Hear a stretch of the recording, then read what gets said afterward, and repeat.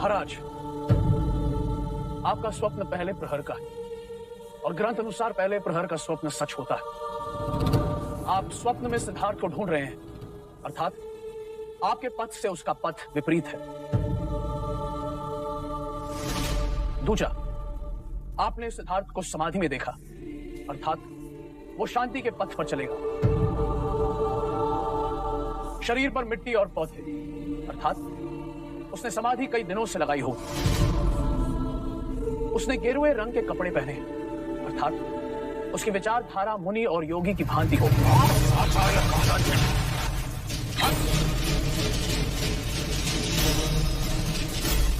कृपया शांत हो जाइए महाराज। महाराज विचलित ना हो। पहले प्रहर के स्वप्न सत्य होते हैं, किंतु उसके एक नहीं कई संकेत होते हैं। स्वप्न का आकलन व्यक्ति विशेष पर निर्भर करता है। स्वप्न में आप उन्हें खोज रहे थे, इसका अर्थ यह है कि किसी बात पर वो आपसे कहीं आगे निकल जाएंगे। स्वप्न में आपने उन्हें समाधि में पाया, इसका अर्थ यह है कि युवराज का संकल्प दृढ़ है, जो वो ठानेंगे वो करके रहेंगे। आपने उन्हें मुनि की भांति देखा, अर्थात लोग जैसे एक मुनि को पूछते हैं, युवराज को भी वैसे ही पूछेंगे। महाराज, हम सब जानते हैं कि युवराज की जन्म कुंडली में कई सिद्ध योग हैं। जिस राजा का संकल्प दृढ़ होता है वही चक्रवर्ती होता है। मैं आपके कथन से सहमत हूं कि स्वप्नों का आकलन व्यक्ति विशेष पर निर्भर करता है। आचार्य कौंडिन्य, मेरा आपसे मतभेद है। आपने सिद्धार्थ को वो ज्ञान दिया जो मैं उसे देना नहीं चाहता था।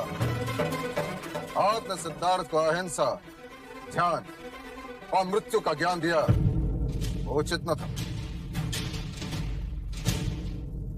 कुलगुरु वाचस्पति ने सच कहा महाराज।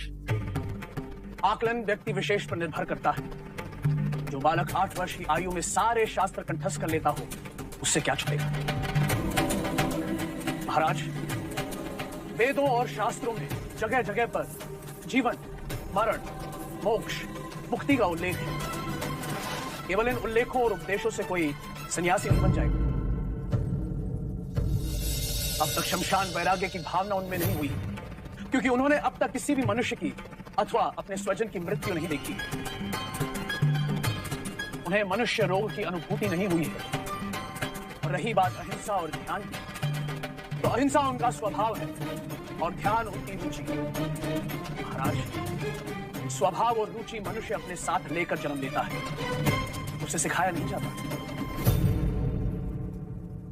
एक पक्षी की पीड़ा अथवा एक जीव की मृत्यु देखकर जो बालक विहाल हो जाता है, मनुष्य के दुख उसके लिए अमूल्य हो।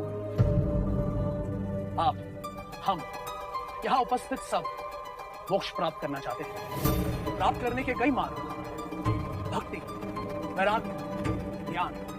अब कौन सा मार्ग चुनना है, इसका आकलन भी व्यक्ति विशेष पर निर्भर करता है।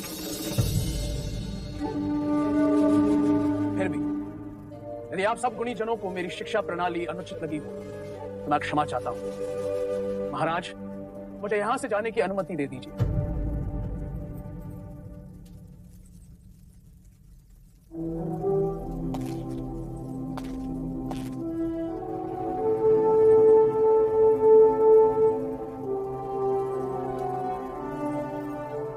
आचार्य कौंडिन्य, कृपा करके दक्षिणा स्वीकार कर।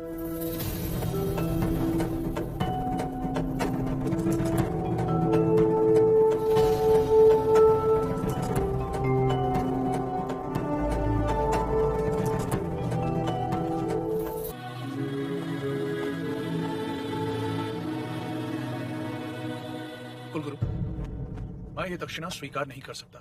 क्यों आचार्य? क्योंकि युवराज को दी गई मेरी शिक्षा महाराज को उचित नहीं लगी। आप उचित अनुचित को भूल जाइए आचार्य। कृपया आप इस दक्षिणा को स्वीकार कीजिए। नहीं, मैं अपनी शिक्षा के प्रतिफल में दक्षिणा लेता हूं। केवल एक ब्राह्मण होने के नाते आश्रित होकर भिक्षा नहीं मांगता। क्या आप उस पर आक्षेप कर रहे हैं आचार्य कौंडिन्य? क्या आपने महाराज को प्रसन्न करने के लिए असत्य नहीं कहा? नहीं आचार्य, मैं इस राज्य का कुलगुरु हूं। मेरा कर्तव्य यह है कि मैं राजा के प्रति, इस राज्य के प्रति निष्ठावान रहूं, कहीं उनका विश्वास खंडित ना हो जाए।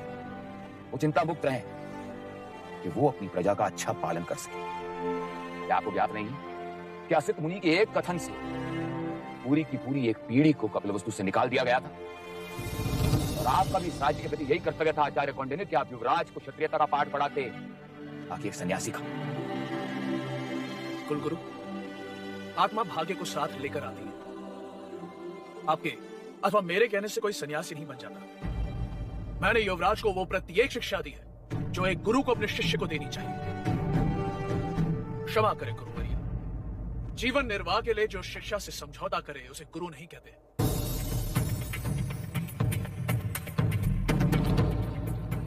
पर महर्षि वाल्मीकि और सांदीपनि की तरह मुझे भी इस बात का सदैव अभिमान रहेगा कि कुछ वर्ष मैंने आने वाले युग के युग पुरुष के सानिध्य में बिताए और वो मेरा शिष्य था।